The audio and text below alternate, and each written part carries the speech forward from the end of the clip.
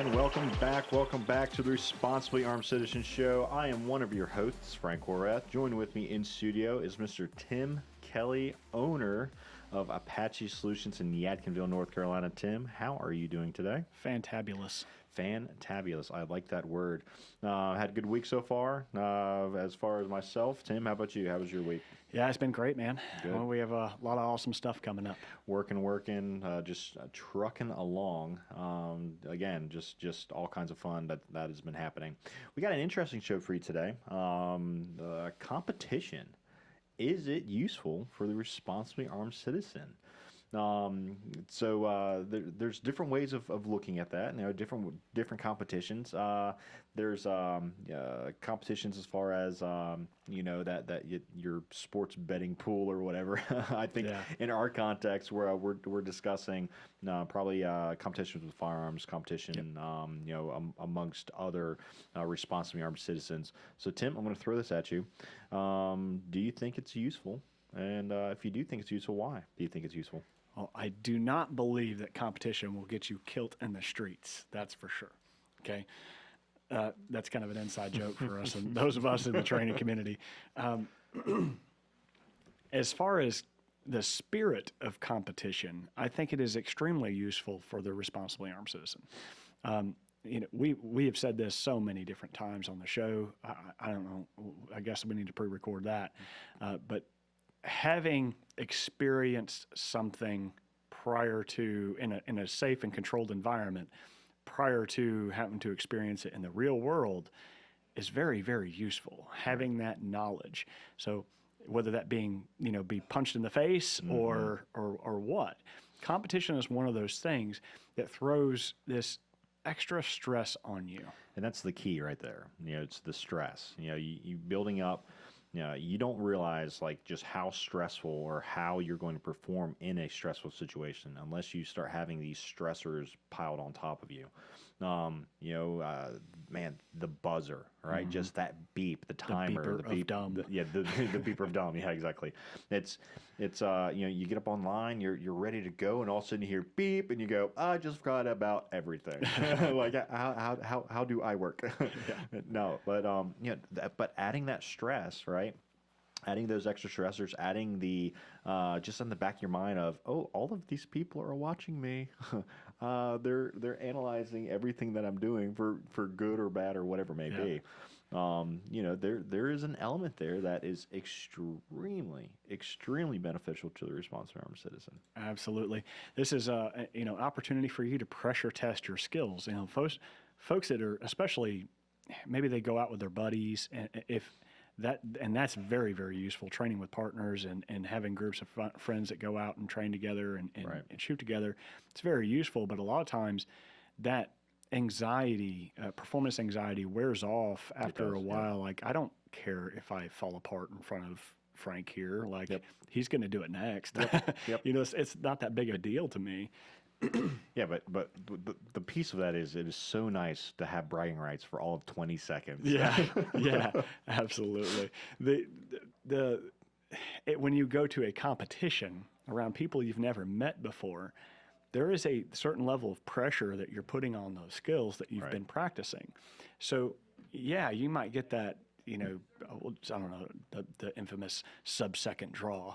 You might have that sub-second draw down in your dry fire practice at home, but when you take that to a USPSA competition on a target that's 5 yards away, you're probably not going to see a 1 second one because it's being pressure tested. Right. Now, if you do, then that's great. That's great. Right. That means you're gaining something from competition. You're figuring out ways to work through that pressure testing and through that performance anxiety and grow. So yeah, I think the spirit of competition altogether is very useful to the armed citizen. And we could talk about, there are so many different types of competition that you can get into. In our last week, we talked about, training without firearms. There's jiu-jitsu competitions that you could get into, they serve the same purpose. They pressure test skills. There's all types of different competitions that you can get into to test various skill sets. In the firearms training world, we have, 100 different kinds of different competitions that exist. So, you got any particular one that stands out to you? So I really like uh,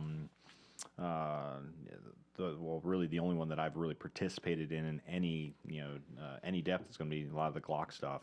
But again, most of those, almost all of those, are you're shooting at in an indoor range, sometimes an outdoor range, and you're shooting at like plate racks or something like that.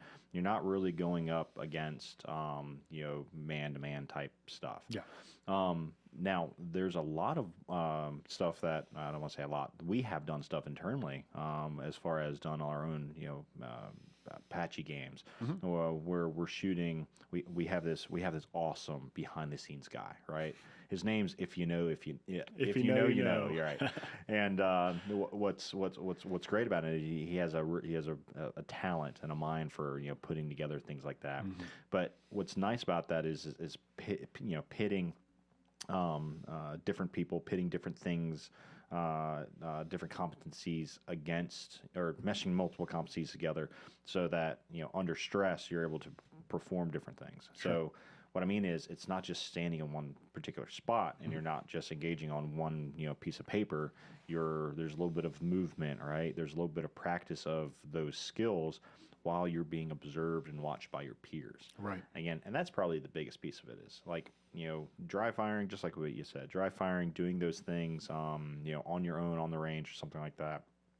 Easy, every day. That extra stress of having all of your peers behind you, like criticizing you, constructively, for the most part, that adds, again, that another element of stress. But you're right. Once you kind of defeat that, what's the next step? Right. Now, for me, it's teaching that back. Like if I can do it enough to where I can perform to a level of automaticity, I can perform, and I know that I can do that, and I know that I can do that, with the pressure of my peers. Then the next piece for me is doing that in front of students who are still going to be, ripping you apart. They're going to be, I don't want to say ripping you apart, but observing everything that you're doing, in great detail. I mean, there's just so much there that you can learn from and gain from, in addition to gaining things and learning things from your peers. So a minute ago, you mentioned shooting in Glock competitions. So that's something I'm very familiar with. It's the Glock Sports Shooting Foundation. Yeah, GSSF. And pre-COVID, it was actually rather local to us, and we traveled around and competed all over the place. Where I earned my master status was in Park City, Kentucky. That's the farthest I really went. And we go up to West Virginia. We go up to Virginia and other places in North Carolina, South Carolina, and compete. I take that back. I went out to Oklahoma and taught out, or not taught. I performed out there. But anyway, I thought it was a lot of fun. I think it was a great test of your technical skills, your ability to transition between targets, press the trigger without disrupting your sights, your ability to control recoil, time management, all sorts of different things. But it is very static. It's static and it's repetitive. So you almost know what to expect, even though every course is always different. The targets remain the same. The distance are going to be about the same, but they may mix it up just a touch, but you have a way of gaming it. Like you can read the rule book prior to and the different stages that they set up. And you can practice it. Right. So, there are some perks to it. I love GSSF, man. I would love to get back into it. I wish more places were doing it. Yeah, there's not very many places around us that really use GSSF. There's a few, but we'll cross that bridge soon, I'm sure. You're listening to the Responsibly Armed Citizen Show. You got Tim and Frank here in studio. We are going to take a quick break, and we'll be right back talking to you soon.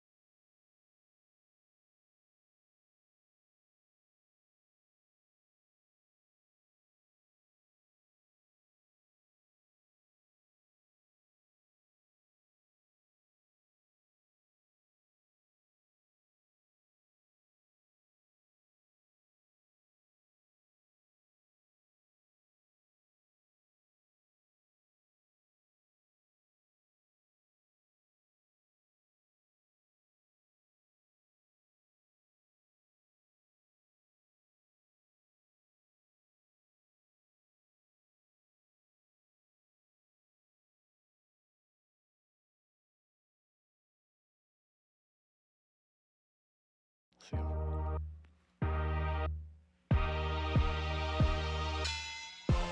Welcome back to the Rack Show, the Responsibly Armed Citizen Show, where we talk about everything regarding the responsibly armed citizen. My name is Tim Kelly, and with me I have Frank Horvath. Hey, hey. And we have been talking about competition, the spirit of competition, whether or not it's useful to the responsibly armed citizen, and how it would be useful.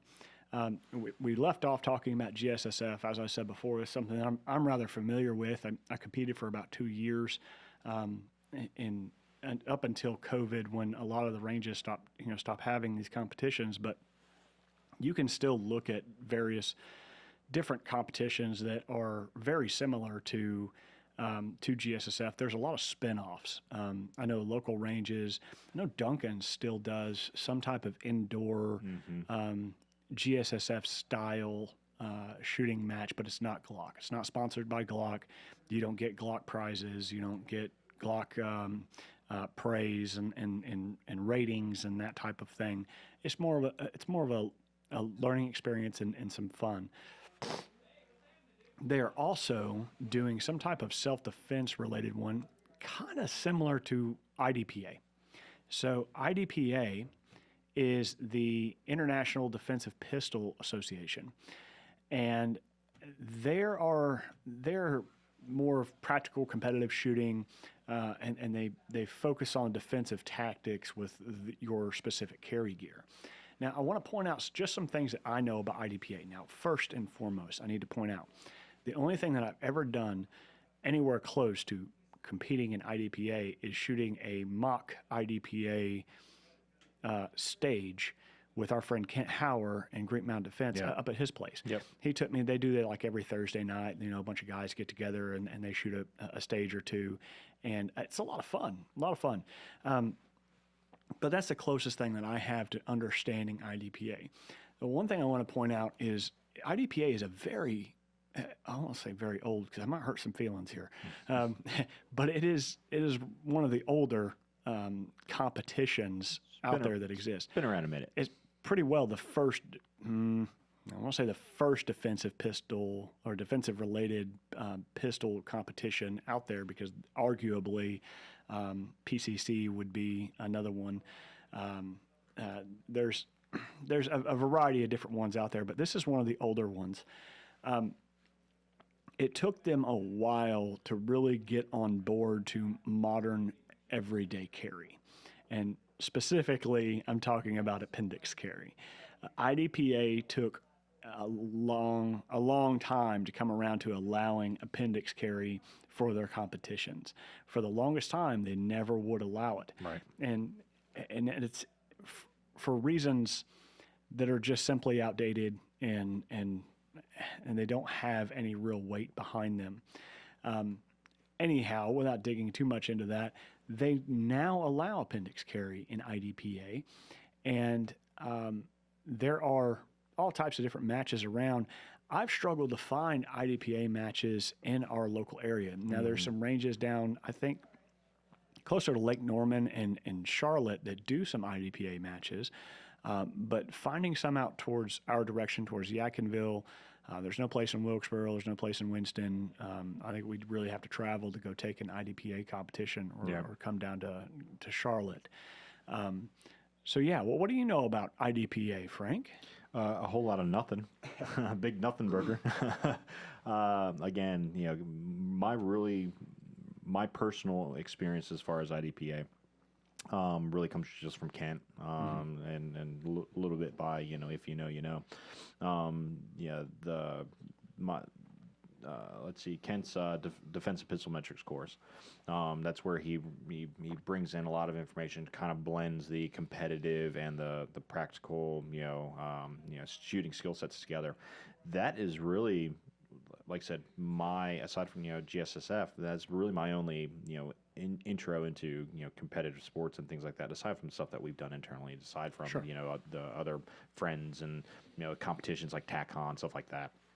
But I was just doing a little bit of reading, and it's actually this is a satirical post, but the guy person here on one of the forums is describing the difference between IDPA and USPCA as USPSA. USPSA, and where USPSA is track meet with handguns, and IDPA is more of a choreographed ballet. So, and again, it's interesting. I'm reading through a lot of the rules and the differences between the two.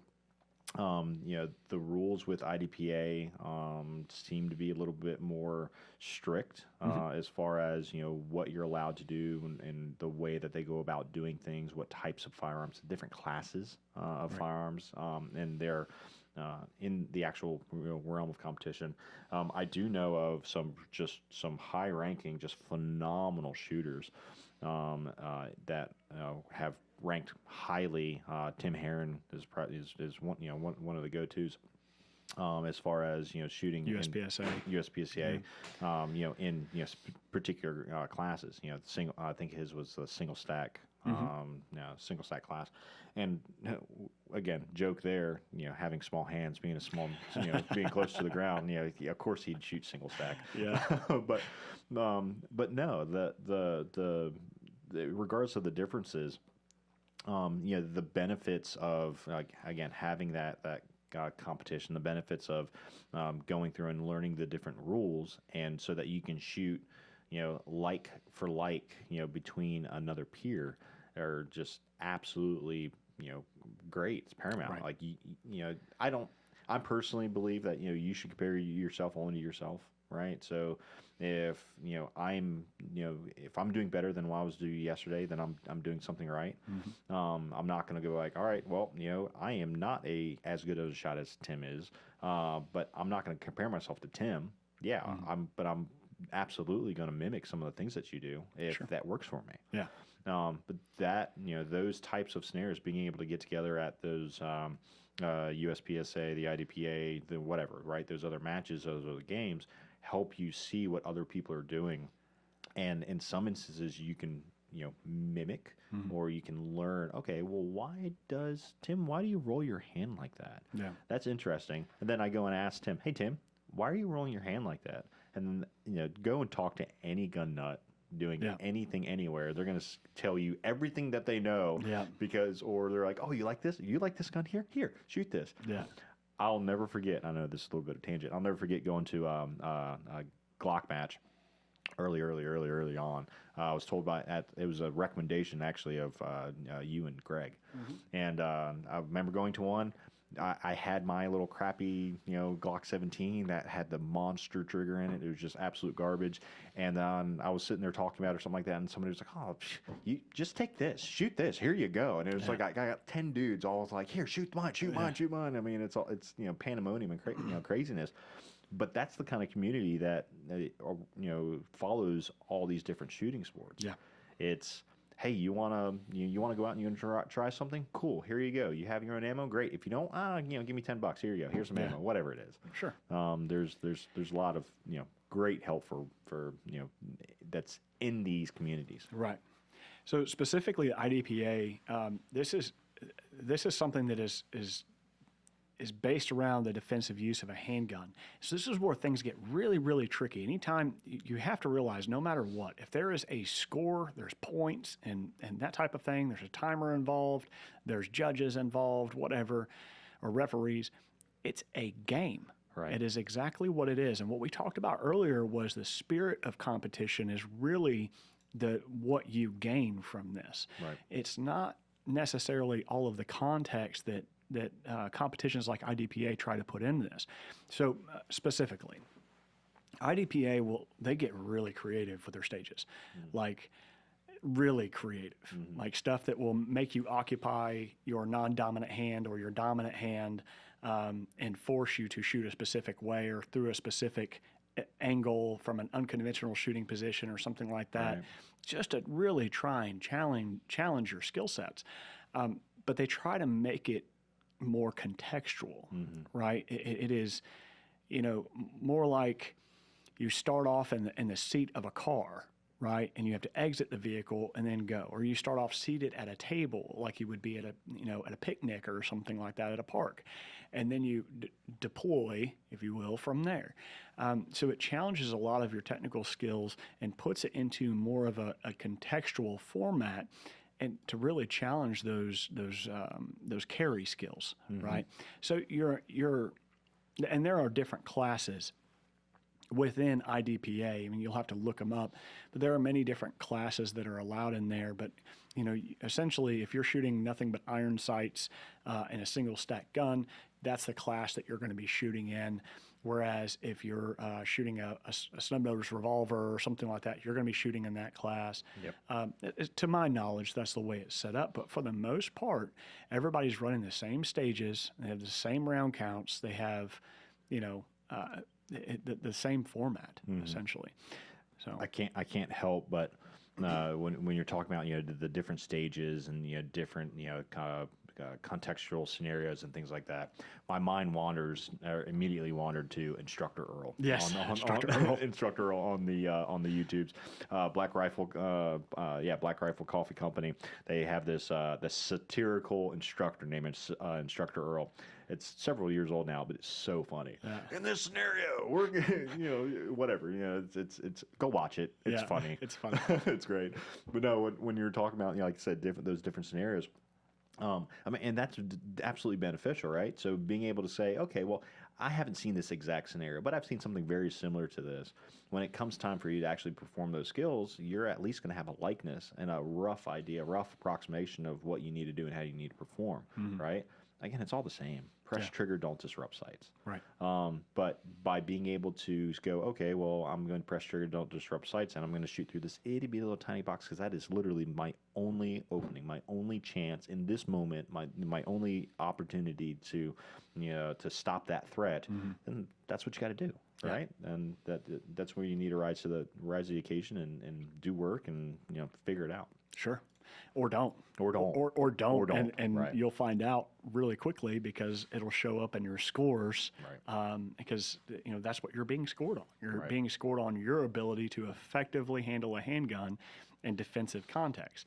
As I said before, it's a game. It's a game. You can't take it too seriously, right? You can't take it as like, oh, this is the way it's going to pan out at Walmart. It's not the way this works, right? But it is definitely important, and I think IDPA is seriously worth looking into. So we will be back talking a little bit more about USPSA after our break.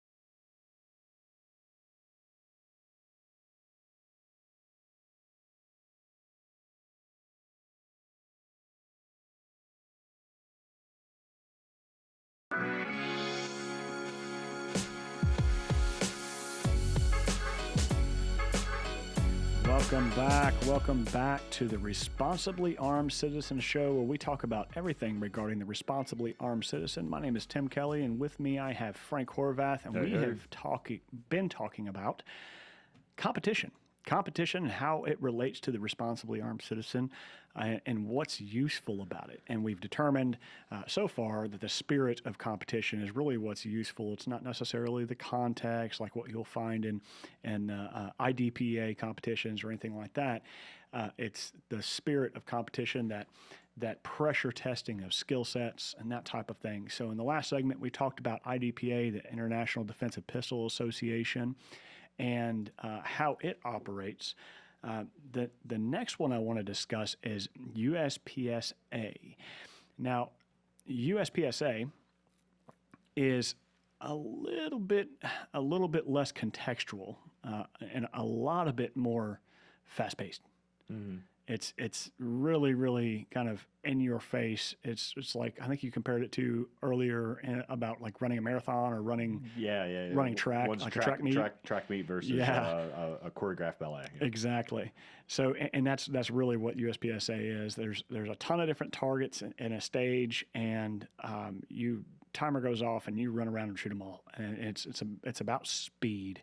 It's really about speed. Now, don't get me wrong, you need to be accurate too. But if you're just accurate and you're not fast enough, you're going to end up at the bottom of the totem pole in terms of the competition, the game itself. So the USPSA is very in your face, very fast paced. Now, I've only competed in one USPSA match. Happened to be a classifier I didn't know what I was getting myself into. Mm-hmm. I just went. A friend of ours, John Royer, who is the owner of Outdoor Dynamics. He makes pistol cartridges primarily for competition shooters and just shooters in general. Great ammo. But he's local to us. He supplied us with a lot of ammo over the years. Great dude. He's out of Kannapolis. So if you're looking for some ammo, check out Outdoor Dynamics. Look them up and go order some bullets from him. He has some great stuff. The Liberator is my favorite. Librarian. Excuse me. Librarian. I don't know why I said Liberator. Librarian was my favorite target ammo from them. It's 147 grain 9mm projectile. Yeah. Great ammo. Works out very well. Famous Blue Bullets. Blue Bullets. They're again just great target ammo. So I don't know if I actually said what USPSA stands for, United States Practical Shooting Association. So USPSA, the first match I got into, John Royer just told me, he's like, just come down to a match, And so one day I got a wild hair, and it's like, you know what, I don't have a class this weekend. I might as well just go on down there. So I showed up. I had no idea what I was getting myself into. Mm-hmm. Like I really didn't. I had a general idea, but there's so many different classes. There's so much going on. And I was like, you know what? I don't care. I'm just gonna show up and wherever I land. And so I show up, and they put me in a squad. So you shoot in a squad of individuals, and a squad goes from bay to bay to bay, shooting different stages. Mm-hmm. And so you get an opportunity to walk through and check out like the different targets, and you get to mimic like, okay, I'm going to shoot from this angle here, and I'm going to go over here. I'm going to shoot from this angle here, and you see guys out there pew-pewing and like doing their little squat walk through the stage and everything else, and it's crazy, man. But these have many different classes. Like their open class is wild, man. Guys come out there with guns that are just they're race cars. Right. They're absolute race cars, man. They're all nitrosed up and super fast and super light, and carry all the cartridges, all the ammo. It's crazy, man. It's very, very high speed. But anyway, you get there, you get paired up with a squad, and I'm just like, I'm here for the show, guys. Just tell me what to do. And they're like, well, first off, go get your gear. And I'm like, what? I'm carrying it. Right. And they're like, you got a gun on you?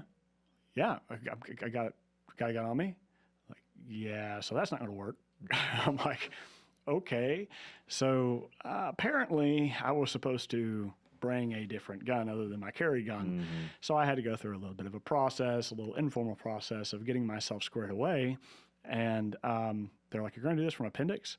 I'm like, "Yeah." They're like, "You should cheat, but you're, tuck in your shirt. You don't have to shoot this from concealment." I was like, "No, I'll shoot from concealment. I don't care." Like, why not? Like, "Oh, okay, do your thing." So I shot it all from concealment with my carry gun. You know, and I'm not going there to become a grandmaster shooter. I wanted to see what it was like. I wanted to experience it.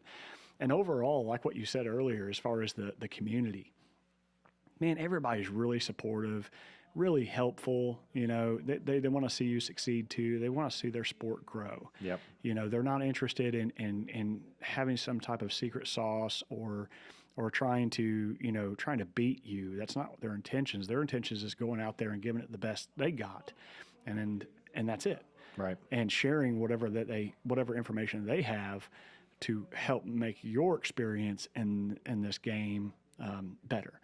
Right. So I had a really good experience with it, man. Still don't quite understand it all, but right. Yeah, something I'm looking at. We were talking over the break. A lot of guys will transition from GSSF and they'll go into Steel Challenge. Again, it's another group, another organization that's out there. And then what's neat about Steel Challenge is it's again, it's still static, it's still stationary. You're not drawing from concealment, you're still drawing from an open rig or a slung rifle or something like that. But you're shooting at steel plates. Yeah. So there's 5 steel plate sets in front of you. You have a certain cadence, certain pattern of what you're supposed to shoot, order that you're supposed to shoot these plates in, and then there's usually 5 stages per event, right? So that you shoot, this Steel Challenge stage, and then you go to another one and do the same thing. Again, all different varying aspects, but it's something else. It's something that you can get out, and you can still shoot, comfortably.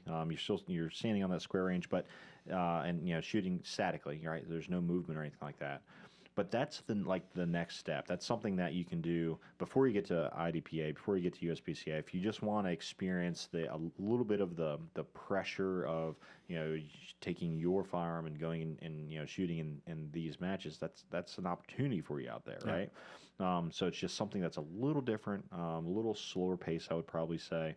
And again, it's very popular. One of the articles I was reading says that it's like competitive plinking. Yeah. So it's and I mean, that's what you're doing. You're shooting at steel targets. There's not a whole lot of movement. So if you don't have those skills necessarily yet, but you can safely administratively at least handle your firearm, and you're able to press trigger, don't disrupt sights. I think that'd really help you out with the transitioning and just getting over the administrative aspect of handling a firearm, especially in a group setting. The aspect of handling your firearm, when engaging different targets and transitioning in between those targets, pressing the trigger, don't disrupt sights. There's significant benefit to that. Just as we've been saying, this entire time. Something else that I did see that is really interesting, and I'm definitely going to be looking into it. They have something called rimfire challenges, where it's the same thing, but it's using 22s. And it's very, very popular with kids.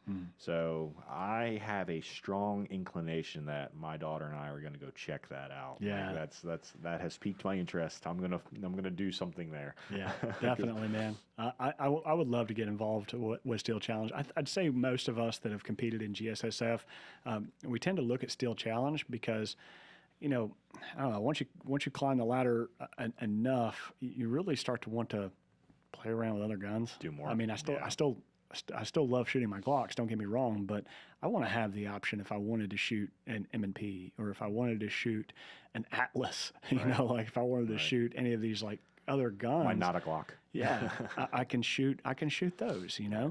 And you can get into carbines and stuff like that. PCCs, shotguns. The pistol caliber carbines, shotguns, that type of thing. That's what Steel Challenge promotes, is a little bit more, outside of just one brand. Yep. And don't get me wrong, the Glock competitions are extremely useful, a lot of fun, and in a very, very family-friendly environment.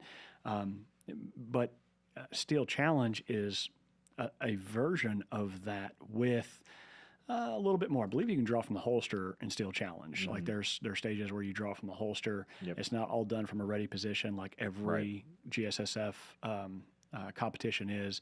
Doesn't matter if it's indoor or outdoor. It's all done from a low ready position. Now, GSSF did release a rimfire class, so you can shoot rimfire as well. But you probably have to use that. There was a G43. They're Yeah, 44. 44. The That's right. only 22 that they have to offer. Right. So everybody's shooting the same gun, and Right. there's not like a whole bunch of upgrades you can do to it anyway. Right. They're meant to be shot stock anyhow. Yep.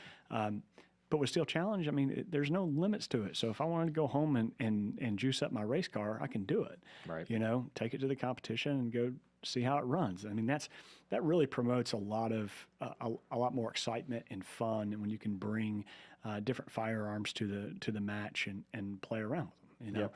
so I love the competitive plinking. I think that's a very good description absolutely. of Steel Challenge. Well, and that's one of the things that I was thinking of when I had read that was Steel Challenge. The next step up from Steel Challenge when you're talking about competitively. And I'm not talking about defensive contests. I'm talking purely for sport. You start getting to like the Olympic stuff.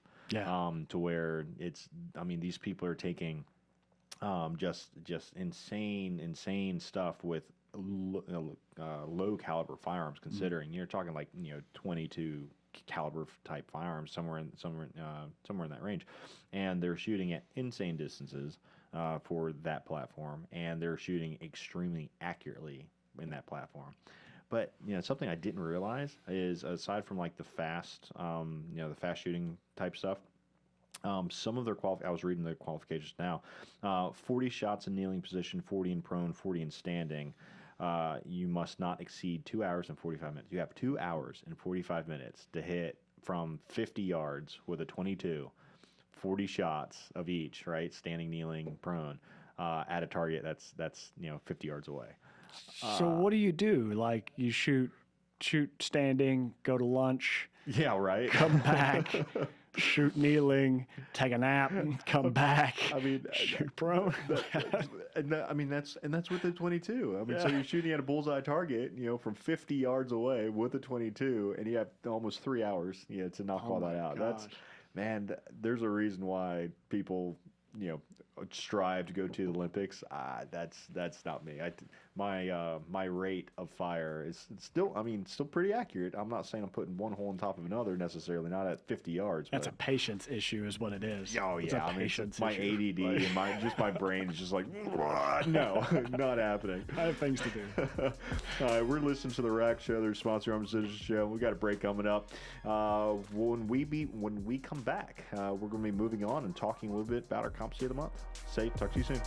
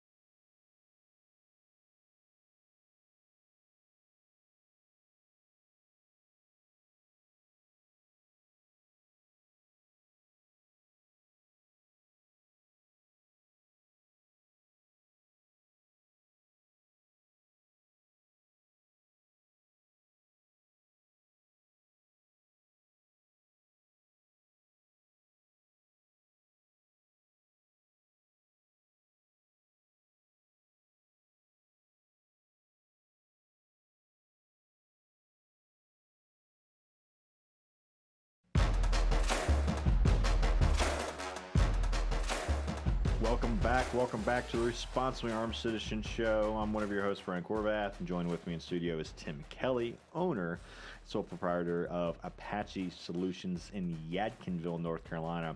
We have had a great conversation talking about the competition for the Responsibly Armed Citizen, the spirit of competition. We talked a little bit about our experiences regarding different shooting sports from the IDPA, USPSA, Steel Challenge, GSSF, etc.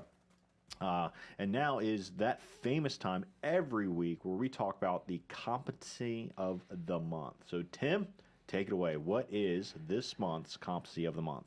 Competency of the month. Competency of the month is this month is discuss areas where off-body carry would be appropriate and what changes. So to give you some insight, what we're looking for here is an area to educate you in various topics that revolve around the responsibly armed citizen.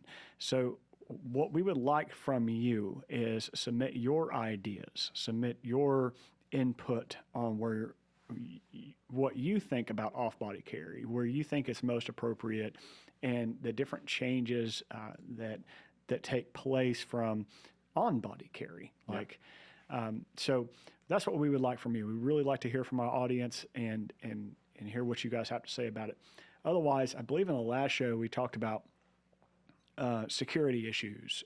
We talked about some different issues more than anything with off-body carry, about the security issues, the issues with complexity of accessing complexity, Yep. accessing your tools, your firearms.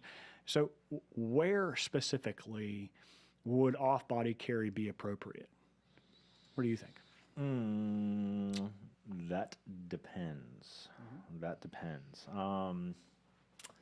Let's see. I'm trying to think of a place where I would actually use off-body carry. So I'd say where people really think the most is when they're going backpacking, maybe. Yeah, I can see that. Sometimes when they go backpacking, they just shove a pistol in a fanny pack or a bag or something like that, and particularly in front of them, maybe a chest rig or something along those lines. Another one I think is probably the more popular one amongst men is the beach. Okay. You know, it can be difficult to carry on your person at the beach if you don't have the right equipment. I was going to say, I don't agree. No, but I mean, that's my point. Where you see where it's commonly done. Now, I've carried in a bag at the beach. Yeah. You know, so I have done that. Now I've since found ways to get around that. Yeah, so like I can carry it on my Enigma. person. Yeah, Filter Enigma takes care of a lot of those problems. A lot of those issues. So I went to and this is summer, I want to say probably 2-3 months ago, I went to a birthday party. And at this birthday party, they had a large lake, swimming, the whole 9 yards. I was like, you know what, I really don't, I just not interested, don't really want to swim. I went ahead and carried my firearm anyway, put the Enigma, put swim trunks on, went and did my thing. Well, lo and behold, my lovely son decided that he was going to get out farther than he needed to. So, not even thinking about it, just went out there and, did my thing, brought my son back. Son's soaking wet. Son is soaking wet, and gun is also soaking wet. But it doesn't matter, right? Yeah. Because the cool thing about our firearms are that they'll still work when they get wet. It's not a big deal. You need to do some maintenance afterwards, right? You need to make sure that everything is perfectly clean, well oiled, all that. The ammo probably shouldn't rely for self-defense. Just definitely dump it out or use it for training ammo, right? That's not something you're going to want to rely on in the future. But you can do it. Yeah. It's nothing stopping you from doing that. Right. Same thing with the beach, right? You can have on body and you can do that, comfortably. If you're not, if you don't have the tools, if you don't have the skill set, right, that's where we start getting into, the prevalence of off body. I tend to lean more towards, when I'm thinking about off body carry, I tend to think more about like spouses. I tend to think about the female who will have that that purse or that bag or something like that, because that's more likely what I end up seeing, especially when they haven't been exposed to like things like the Enigma. right? Yeah. Things to where, are on body carry is less than ideal. The other time that I do think about that, and I think about this specifically more for my wife, um, it's very difficult to wear a dress, right? And, have a firearm, readily accessible. You can do it, it's just not ideal. So that could be a place where I would consider, having off body carry if training has happened, right? Or Right. if you've gotten some coaching on being able to access that. Again, just like we had talked about, I think it was the last week, being able to readily access that firearm, being able to readily access, the tool that you need when you need it. Because the thing about it is, any time that you have off body, it's already a compromise, Right. right? So being able to defeat, the entry into that bag, right? Whether it's if you have an appropriate time to be able to do that, being able to defeat any sort of retention device, as far as having that firearm inside of a special compartment that's inside of the bag, or out of that holster, whatever it is. Because let's face it, it must be inside of a holster in order for it to be safe. Like there's things there that, look, I've looked inside my wife's bag before, her purse, and that thing is a black hole of stuff. You're talking like eyeliners and pens and pencils and the 9,000 Sharpies that she confiscates from me. Like, I mean, there's stuff floating around in that thing. And if if the firearm is not inside of a holster, or not inside of some sort of specialized compartment that is dedicated to that its own use, right, to housing this thing, then the risk of a negligent discharge significantly increases. Right. So there's lots of things to consider there. So, but before we've mentioned the Enigma several times, I want to make sure I tell our listeners and our viewers, get yourself a pen and paper. PHLsterholsters.com, not with an F, PHLSTER holsters.com. The first thing that you're going to see when you open up their website is the Enigma. Yeah. The Enigma has been life-changing for a lot of people, including my wife. It's a huge, huge life change for her. She now carries everywhere with this thing. So if you see a picture of her on the internet, there is an enigma in that photo. Right. There, I mean, no matter what, there's an enigma in that photo, and she gets away with it a lot of the time with the Enigma. But there have been areas where it just doesn't work. It doesn't work. The dress is too tight fitting, right? Or the garment just doesn't work out. So it's printing too much, and she can't get around it. So she has to have some type of alternative. So she generally goes to the GTMoriginals.com, GTMoriginal.com. That's Gun Totin' Mama. Yeah, Gun Totin' Mama. That is a series of like really high-end handbags and purses for ladies, specifically for off-body carry. It's designed for off-body carry.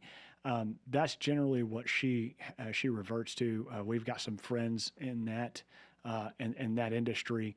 Vicky Farnham was the one that turned her on to that. Vicky Farnham has paved the way for females carrying handguns for a long time, for a very long time, from a time when women were not expected to carry guns on them, as when she really started to try and change that mindset. And to get in our world, you had to really start with the fashion, right? So, and I think that's really where Gun Totin' Mamas comes into play. And there are other handbags and stuff like that out there that exist. I just know that these guys have a background in it, and that there are classes being taught. They know instructors who teach classes on off-body carry. Yeah. Evie Kolskar is one of them. And as I said before, Vicky Farnham. There are other firearms trainers out there that teach off-body carry. Let me ask you this, Tim. Again, we've already touted the benefits of having on-body carry, right? It's going to be over off-body carry almost in every instance. What about the aspect of concealment, right, of off-body carry? So, the ability to be able to conceal that firearm off-body and potentially being able to, fire through that off-body bag, right, purse, something like that. Do you think there's a realm reason that may be of benefit?